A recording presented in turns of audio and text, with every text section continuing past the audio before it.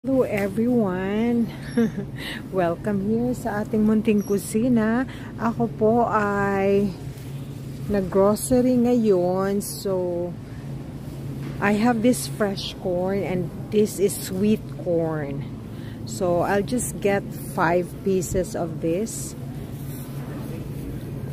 There you go, friends. I don't know what to make with this corn, but simply love to buy some, and then I'll share my simple cooking out from this corn.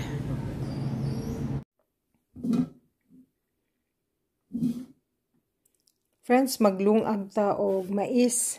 So fresh corn in a cob, and then sweet corn talaga ni siya, friends. So there you go. Akong giputlan og hair. Okay na siya. Then butangan nato og water. We'll cover that with water. So we're going to add some water, lots and lots of water para good ang iyang cooking, no? Set that aside, and we're going to cover it with a lid or taklob. Okay, and turn on our flame into high.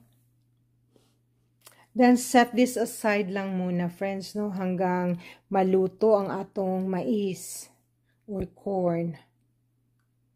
Maybe for 10 to 15 minutes.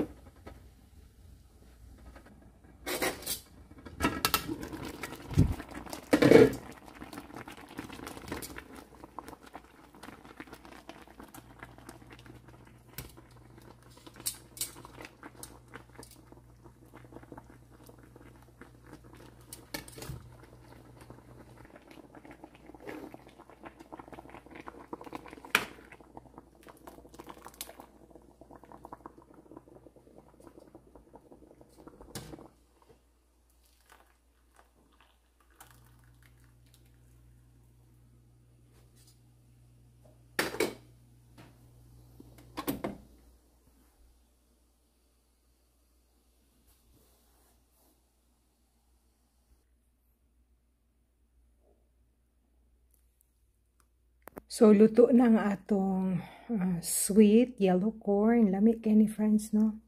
Ako ning giandam para sa baon sa akong husband for work tomorrow. Okay? So, there you go. Thank you for watching Larnie's Kitchen and Food Creations. Till the next time!